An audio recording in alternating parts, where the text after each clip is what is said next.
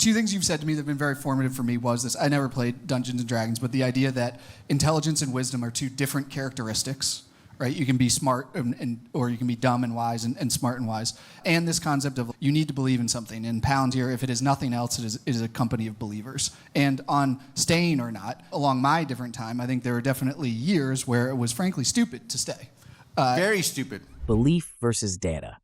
What if the key to success isn't just numbers, but a deeper commitment to your vision? Watch this video to see why Palantir's success lies in its unwavering commitment to what they stand for. But very wise, right, along the way. Like, we weren't winning the whole time, or winning in a way where... 15 to 18, I thought starting in 17 at the end we were turning it around, but no one thought we were winning 15 to 17, 18. So on that, it was... Okay, it was dumb to stay, but it was wise. And why? It was like believe in what you're doing. And a lot of that, I think, comes down to is if you believe in it, you're going to be more open to being honest about evaluating what works or not, because you're committed to making it work. And then a lot of the critique in the book is basically this just absence of belief and all of these kind of hollow structures that have replaced belief in our broader society. And so I wonder if you want to riff a little bit on like why believing matters, and then also on the contradiction point, a lot of the things that you make points around is like, how do I force myself to believe in something when I have no data in order to do it? And here's Palantir, a company that manages data, helping data-driven, et cetera. But a lot of the way you make decisions are not data-oriented. They are a deeper belief-oriented. Like, how do you think about that? The tension between belief and data is what makes Palantir's approach unique. When data doesn't provide all the answers, belief in the company's purpose and vision becomes the foundation for decisions. Can belief in a mission be the key to unlocking success, even in the absence of concrete proof? It's like belief or not belief. It's very hard to convince people who have no beliefs they should have beliefs. So I would, if the audience was like, people who don't have beliefs, why should you? I would start with, it's like explaining colors to colorblind people. But I would say, as a matter of fact, you will be healthier, happier, and more successful if you have a belief structure. They probably don't believe you on the more successful thing because it's like this Machiavellian thing, but then, of course, it depends how you define success. But I even think on the narrow matrix of least important but maybe financial success, there's a lot of decisions. And of course, when I say belief, like, for example, people in the audience might think, like every time we are like writing a line of code, we're like, this line of code must be conform to XYZ. It's much more on that level. It's yes, we believe we are doing something really important, and that has to seep into every little thing we do. But it's very hard to convince people who have no beliefs that they should have beliefs. And I think one of the feature sides of Palantir's pretty prickly view of us, meaning, man, getting up and being the caricature of true guys, like we were the first large, important company to be, and I think are the only, but one of the few to be like basically anti-woke. What happens when a company builds on conviction instead of just chasing trends? Palantir's focus on belief permeates everything, from writing a single line of code to tackling complex societal challenges. Doesn't this commitment to purpose feel like a refreshing contrast to the hollow structures of many modern organizations? And I think that served, we had a lot of people at Palantir who disagreed with my views on this all the way through, but I think they stayed because they had beliefs. And even their believers can talk to believers easier than believers to sophists.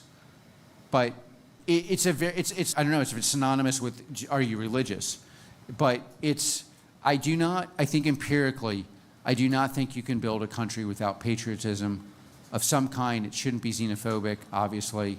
I think one of the big issues in organizing modern day Germany now is it's very hard to organize a society. You do need rational patriotism, but that makes people in Germany very uncomfortable. And I think one of the big reasons why so many, even companies in our space really aren't going to do as well as people think is, on the inside, the leaders the belief structure is not always, but sometimes it's just, I want to get this company to the point where I can get out. And then everyone feels that. And then I think if you're really driving to do that, people sense that, and then you end up with people who are not going to go the final mile. The final mile might just be, yeah, God, that person's better at me than doing this. I'm going to let them do it. It might be the obvious working harder. Quite frankly, sometimes it's just sitting there listening to somebody who's purchasing our software give a long conversation about how to build a software company, and they have no idea what they're talking about, and not telling them, wow, that's stupid. Just saying, oh, that's interesting. Now buy the damn software. Organizations falter when leaders lack conviction, but Palantir's leaders prioritize long-term belief over short-term gains. This mindset permeates their culture, ensuring that everyone from engineers to executives is driven by purpose. It's this unwavering commitment that enables them to navigate complexity and achieve remarkable outcomes. And I would say, for me personally, as more like an advice thing, if you don't have these kind of things in your life, you will see that your life is empty, and you probably will end up with like friends and partners that are less interesting and may not be friends and partners actually. But it's I do think one of the cool things about Palantir, though, is we do prove that a living, breathing, believing organization actually can disrupt in a way where anyone looking at the numbers who does not care about any of that has to pick up the page and say, but how are they doing this? And I can tell you how we're doing it. We're organizing the best believers in the world, getting them to understand that what we're doing is so important that you actually have to throw out everything you've ever learned about how to organize yourself and do it in a way that actually works. And then we're dividing the proceeds of what we do with everyone who invested in our company, and that includes everyone in this room. Maybe last question. I know why I'm happy you wrote the book. Why you're a busy guy. Why bother writing it at all? Isn't it amazing how belief can completely reshape the way organizations function? Palantir's secret lies in cultivating a sense of purpose so strong that it compels everyone to rethink traditional structures. If belief can drive this level of disruption, what else might it be capable of achieving? I was super happy with the questions you sent over. I wrote the book to elicit those questions. Now, there's this, so internally, externally, like, how do we organize? How do we organize in the West? How do we organize in a way where we're more productive and happier? How do we solve a lot of problems that I think we have in the West, lifting up people who would not participate in the tech culture, so like making them participate? How do we build organizations that have more output than input, which is what we do in government and in commercial?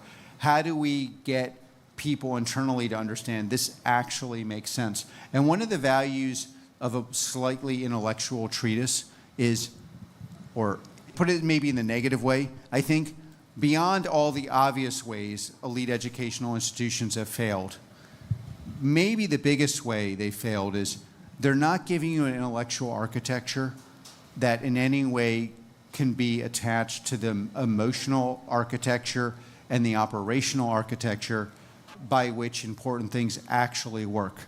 Isn't it fascinating how Palantir aligns intellectual and emotional frameworks to solve real-world problems?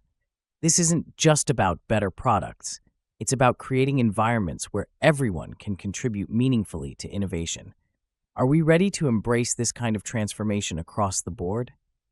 So when you come here, you've mainly been taught how to read texts that are basically the gateway drug to intellectual and financial, in the sense that you'll probably fail, servitude. And I believe this, like an intellectual rendition of what we've built at Palantir, is the single best way to allow people who aren't participating in the Palantir juggernaut to connect to the underlying logic by which it works in a way they can intellectually and emotionally relate to. And I hope it starts a journey for them for, wow, all these things that I was taught was a way of making people, making it palatable to me, that I should sit there with an Excel spreadsheet, misunderstand Palantir, not actually get valued for my mind, and at the end be deeply unhappy and end up in partners and relationships that are corrosive at best. and painful at worst, when I could have been a free person. And I think the political consequences of that are, especially in America, will be help an otherwise very successful country just be even more successful. And nothing changes the world like quantifiable success. So for all the 20 years of talking we've done, others have done, most people are now willing to hear the message, because while in the past people were just chuckling, as I'm like the bear in the zoo, grizzly bear that can walk on a tightrope and juggle, and it's hugely entertaining but not that important. Someone's got to make a T-shirt. Huh? Someone's got to make a T-shirt. We got to make a T-shirt. So now people are going to listen, and they're going to do their damnedest to change. And I want them to change for all of our sakes. And then internally, I want the process of being put in, basically, I cited Goffman in there, who did a whole thing on the total institution. Total institution is like you go into prison or an asylum, and you're surrounded. And if you've ever been to one of these institutions, like if you go to an insane asylum, literally after an hour or so, you're like, oh, they seem so normal. But making the process of acclimating to the Palantir, dare I say, asylum, much easier, faster, impactful, and deeper, which will help all of you here, and it will help you in whatever you do the rest of your life. Palantir's vision isn't just about reshaping the tech industry. It's about reshaping how we view and organize human potential. The idea of intellectual and emotional frameworks aligning with work is a game changer, as it challenges the very structures that often limit us. In doing so, it's empowering people to pursue careers that are meaningful and impactful, not just financially lucrative. Palantir is proving that you can have both freedom and success, and it's a model that could radically change how we think about work and value in society.